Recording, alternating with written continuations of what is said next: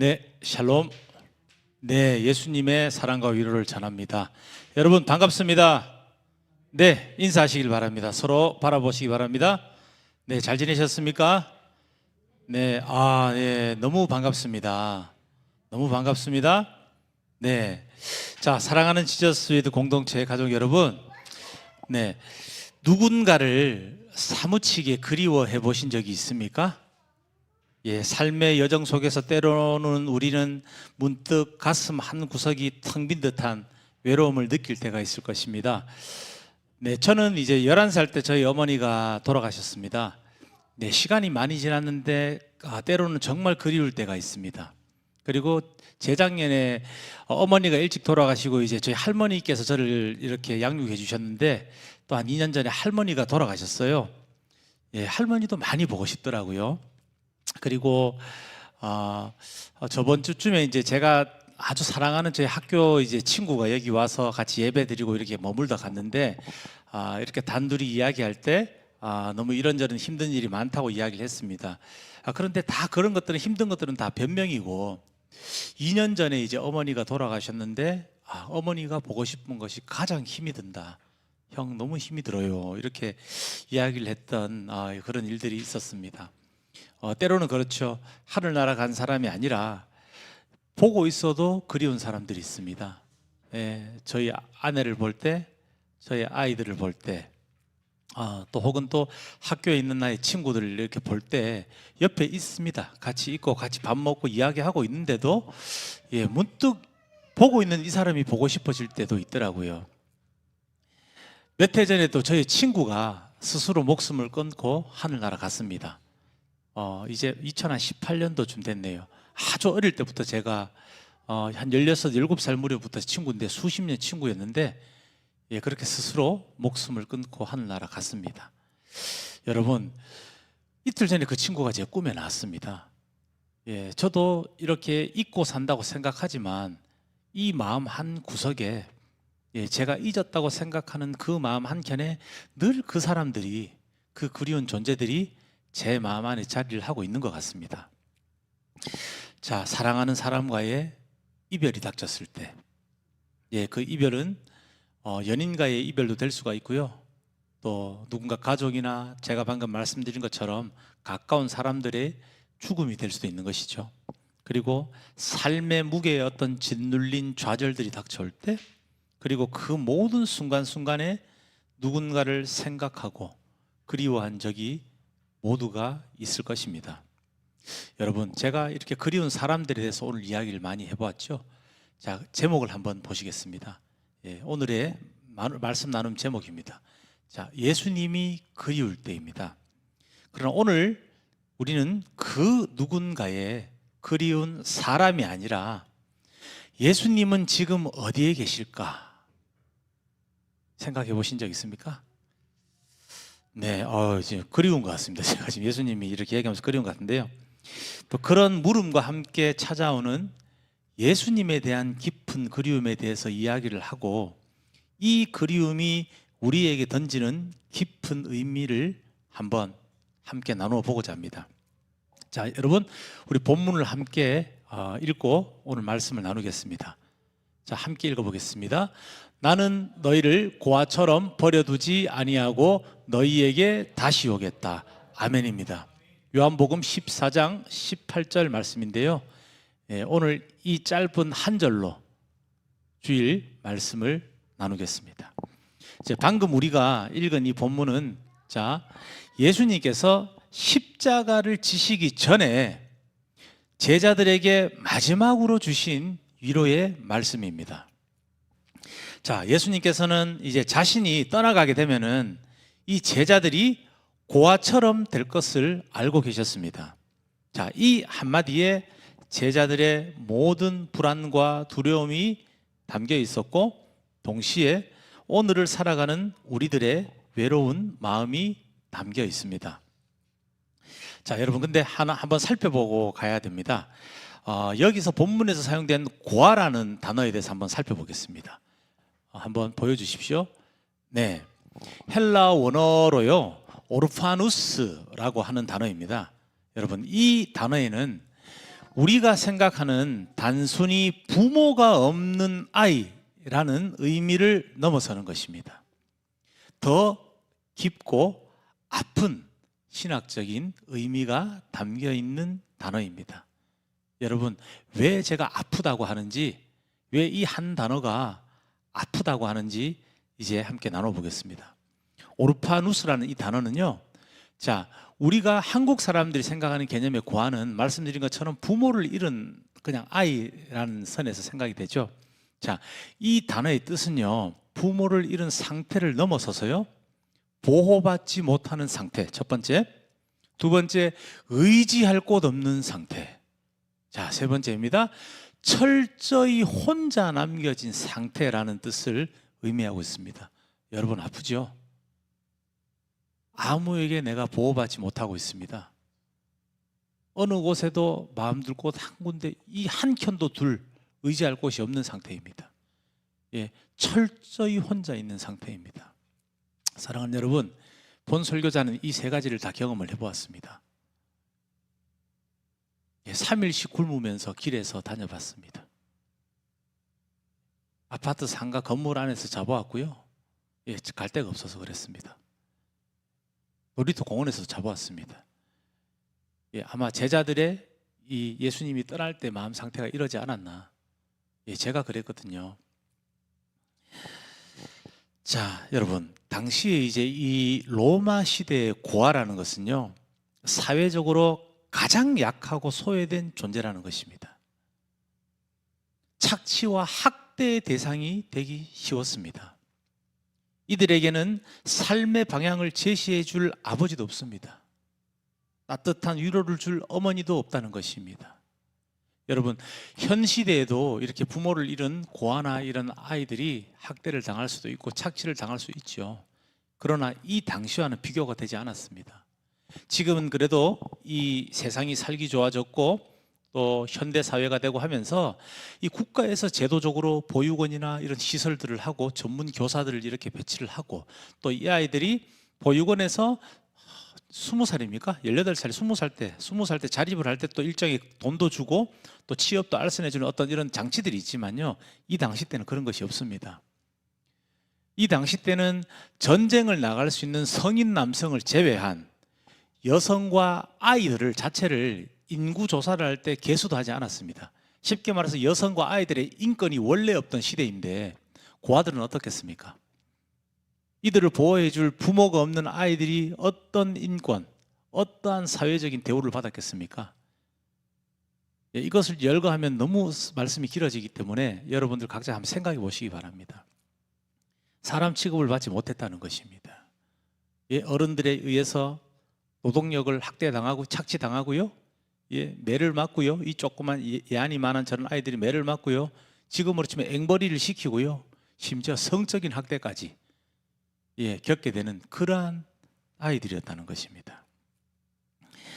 자, 예수님의 제자들은 바로 이런 마음이 아니었나 싶습니다. 바로 이 오르파누스의 본문에서 비유를 하고 계신다는 것입니다. 예수님께서 이 떠나가시는 그 일은요, 그들에게 단순히 어떤 훌륭한 선생님, 스승을 잃어버리는다는 의미를 넘어서서 삶의 유일한 보호자, 그리고 인도자, 친구를 잃는 것을 의미했다는 것입니다. 자, 이 제자들은 이제 거친 세상에 홀로 던져진 오르파누스가 될 위기에 처한 것입니다. 사랑하는 형제자매 여러분, 예수님이 그리울 때 우리 마음속에 찾아오는 그 공허함이 바로 영적 고아, 즉 영적 오르파누스의 상태일 수가 있다는 것입니다. 여러분, 공허하십니까? 지금 마음이 외로우십니까? 오늘 말씀을 잘 들으시길 바랍니다. 자, 세상의 파도 앞에서 홀로 남겨진 것처럼 느껴지고 아무도 나를 이해하지 못하는 것 같은 깊은 외로움들, 이것은 단순히 감정의 문제가 아니라 우리 영혼이 주님과의 친밀한 관계를 갈망하고 있다는 간절한 신호라는 것입니다. 자, 그러나 예수님은 우리가 그런 오르파누스 상태에 머물도록 내버려 두시는 분이 아닙니다. 이 약속의 핵심은 이어지는 말씀, 너희에게 다시 오겠다라는 약속에 담겨져 있는 것입니다. 사랑하는 여러분, 예수님께서는 떠나신 것이 아니라 새로운 방식으로 우리에게 오시겠다라고 지금 약속하고 계신 것입니다. 자, 그 방법은요, 바로 보혜사 성령님을 보내주시는 것입니다. 예수님은 요한복음 14장 16절에서 성령님을 가리켜 자 이렇게 얘기하죠. 이 본문 준비가 안 됐나요? 16절? 네, 안 돼도 괜찮습니다. 다른 보혜사 이렇게 말씀하셨습니다. 여러분, 여기서 보혜사라는 단어의 헬라어는요, 한번 보여주십시오. 예, PPT 한번 보여주십시오. 네, 함께 보겠습니다. 보혜사라는 단어의 헬라어는 파라클레토스라고 하는데요, 밑에 해석이 되어 있죠.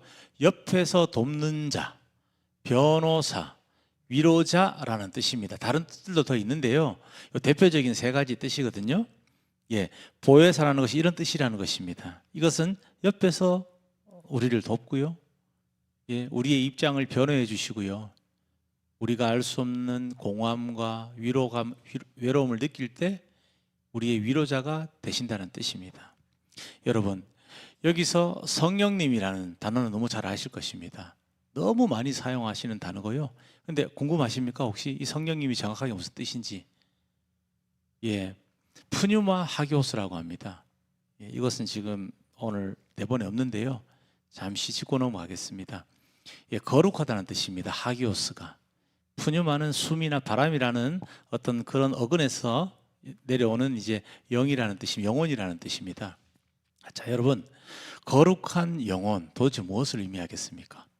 거룩한 영혼, 하얗게 빛이 나고 뭐 이렇게 어떤 음악 소리가 들리면서 뭐 번쩍번쩍한, 예, 그런 의미가 절대 아니라는 것 여러분 기억하십시오. 이 성령을 받았다면서 막 소리를 지르고 뭘 그런 현상이 있을 수는 있지만요, 거룩하다는 뜻이 구별된다는 뜻입니다. 예, 히브리어에서는 카도시라 하고요, 헬라에서는 이렇게 하기오스라고 하는데, 거룩하다는 것은요, 구별된다는 뜻입니다. 자, 구별된 영혼이라는 것입니다. 예, 우리를 괴롭히는 영혼이 아니고 세상에 속한 어떤 그런 생각의 정신들에 의한 그런 영혼이 아니라 거룩하게 구별된 영이라는 것입니다. 예, 하나님의 영이라는 뜻입니다. 하나님의 영이 오신다는 것입니다. 예, 하나님의 영은 시끄럽게 오지 않습니다. 예, 우리 가슴 안에서는 시끄럽고 뜨겁고 역동적이고 불길이 일어나지만 사람들이 보았을 때는 잔잔하게 온다는 것입니다. 내면의 변화는 눈에 보이는 것이 아니죠. 그러나 그 내면 안에는요, 상상할 수 없는 변화들이 일어나고 있다는 것입니다. 거룩한 영, 구별된 영이라는 것입니다. 예? 보혜사 성령님. 사랑하는 여러분, 예수님께서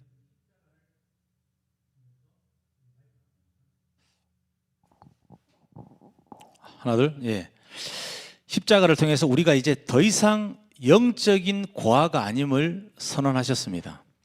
성령님을 통해서 우리에게 오셔서 우리의 삶의 모든 순간에 함께 하시는 가장 든든한 보호자요, 변호사요, 옆에서 도우시는 이요, 위로자가 되어주시겠다라고 약속하고 계신 것입니다. 자, 그렇다면 예수님께서는 구체적으로 어떻게 우리에게 오실까요? 자, 여러분, 세 가지로 정리하여 한번 살펴보겠습니다. 자, 첫 번째입니다. 기도입니다. 기도가, 여러분, 기도에 대한 오해에 대해서 제가 앞전에 잠시 말씀드린 것처럼요, 무엇을 달라고 요구하는 것이 아닙니다. 예, 주님과 대화하는 것입니다. 교제를 한다는 것입니다. 인격적으로 그분을 만나고 나의 생각과 그분의 생각을, 예, 비교하면서 그분의 마음이 나의 뜻이 되게, 예, 나의 생각이 그분과 일치하게끔 맞추어가는 과정이 기도라는 것입니다.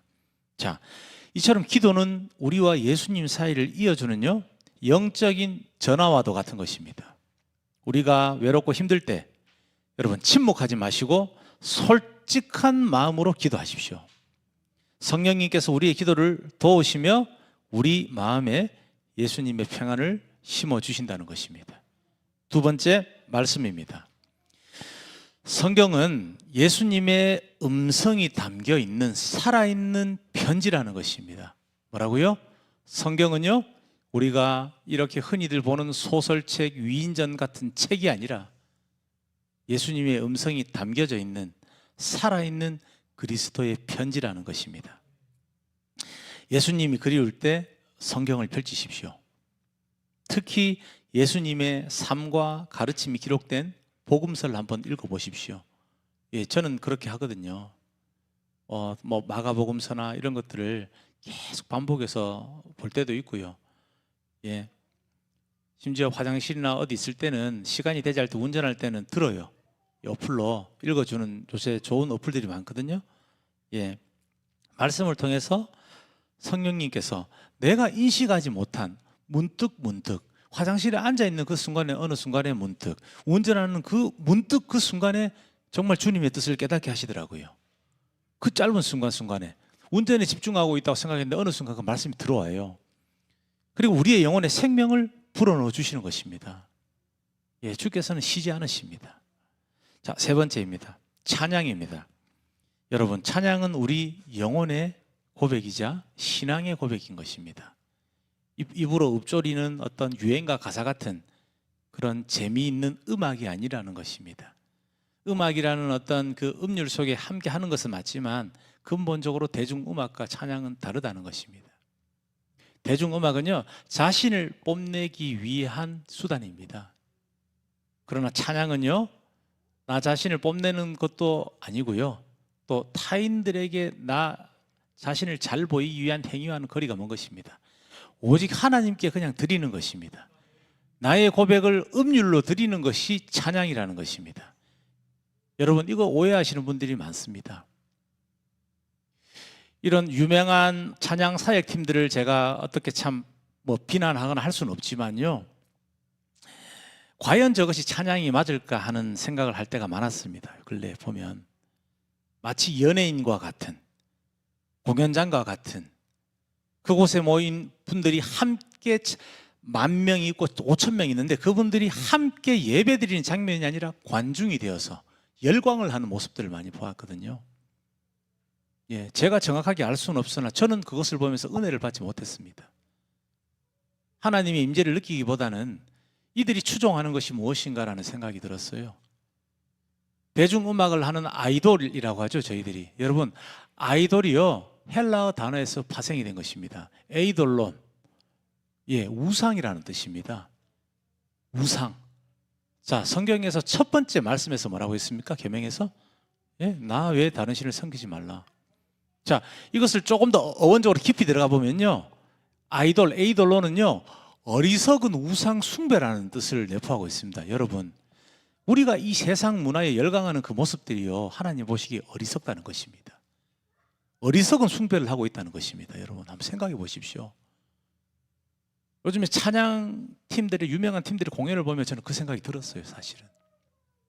이것을 하나님께 드리는 것이 아니라, 예, 또 엄청난 또 돈을 벌어 드리더라고요, 그 팀들이. 학교에 축제할 때 한번 부르는데 2천만 원씩 달라고 그럽니다. 예, 그러면 돈 없는 어떤 뭐 기관 단체에서는 그 팀들 뭐 부를 엄두도 못 내는 거죠. 예, 그런 이야기를 들었다는 거죠. 예, 아주 유명한 이 여자 CCM 가수가 있는데 저희가 이제 수업 시간 때 목사님께 들었는데 그 여성 그 자매 그 사역자가 그 사람들의 대부분 모를 때 그 목사님을 알았을 때 그 목사님이 당부를 했다더라고요. 예, 특히 개척교회나 작은 교회는 돈 생각하지 말고 부르면 무조건 가라. 그거 약속하고 이렇게 하면 많이 도와주겠다 해서 그 목사님이 그 자매님이 갈 수 있는 어떤 사역지를 소개를 많이 시켜줬대요. 그러나 지금은 그 목사님도 그 자매를 볼 수가 없답니다. 예, 부르면 뭐 수천이 아니라 뭐 억대까지 줘야지 부를 수 있는. 예, 그리고 뭐 개척교회에서는 아예 뭐 연락할 방법도 없는 거죠. 작은 교회에서는 뭐 그분 그림자도 못 본다고. 그러나 여러분, 그 돈 주고 그분들을 불러서 이렇게 보면, 예, 그게 여러분 행복합니까? 하나님하고 만나시던가요? 아닌 것입니다. 제가 저번 달에 저희 목사님들, 지방의 목사님들 이렇게 원례를 다녀왔는데 우리 교회 크기보다 좀 더 작은 것 같아요. 예, 목사님 한 열 몇 분이 앉아 계셔요. 다 머리가 희끗희끗합니다. 다 30년 이상, 25년 이상 목회하신 분들, 저희 부부와 한 목사님 빼고는. 예, 아무것도 준비되어 있지 않아요. 그냥 성경책 뒤에 있는, 뭐 저도 잘 들어보지 못한 너무 옛날 찬송가라서 무반주로 마이크 하나 없이 생 목소리로 이 머리 허연 목사님들께서 두 곡 찬송을 하시더라고요. 예, 저는 그 팀들의 뭐 세련된 장비와 뭐 수억짜리 기타 들고 치는 그 공연보다 너무 제가 반성이 되고 부끄러웠습니다. 나는 예배자인가? 내가 진정 예수님을 그리워하는가? 예, 너무나 큰 은혜가 임했습니다. 예, 그 뭐 60대신 목사님들이 뭐 노래 잘 부르겠어요? 예, 뭐 쉬어가는 목소리로 아침에 나오셔가지고, 예, 그냥 이렇게 아무것도 없이 이렇게 그냥 손 흔드시면서 이렇게 찬송하시는데, 이분들 정말 예수님 그리워하시는구나. 이분들 정말 예수님 사랑하는구나. 예수님 그리워서 이 자리 나와서 찬송하는구나. 그게 느껴졌습니다. 예, 저 화려한 저 큰 교회의 어떤 팀들과 어떤 저런 모습들이 아니라 이분들을 닮아가야 되겠구나. 여러분, 예배자는요, 그리워하는 자입니다. 학문적으로 종교성을 이라고 합니다. 인간은 알 수 없는 공허감이 있어요. 그리움이 있는 것입니다.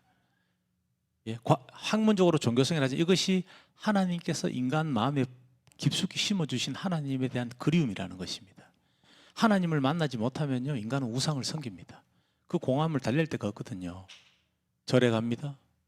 뭐 돈 때문에 뭐 돈에 또 이렇게 집착합니다. 이성에 집착하든가 어떤 우상을 섬길 수밖에 없다는 것입니다. 여러분, 에이돌로는 어리석은 우상 숭배입니다. 그 마음을, 주님을 그리워하는 마음에 집중하시기를 바랍니다. 자, 고통의 순간에도 여러분 찬양을 부르시면 어떻습니까? 성령님께서 우리의 마음을 만져주시는 게 느껴지죠. 예수님의 임재를 느끼게 하는 것이 느껴지지 않습니까? 사랑하는 성도 여러분, 예수님이 그리울 때 찾아오는 그 감정은 단순한 어떤 그러한 슬픔이 아닙니다. 그것은 이제 고아로 살지 말고 하나님의 자녀로 살아가라는 예수님의 사랑 어리신 부르심이라는 겁니다.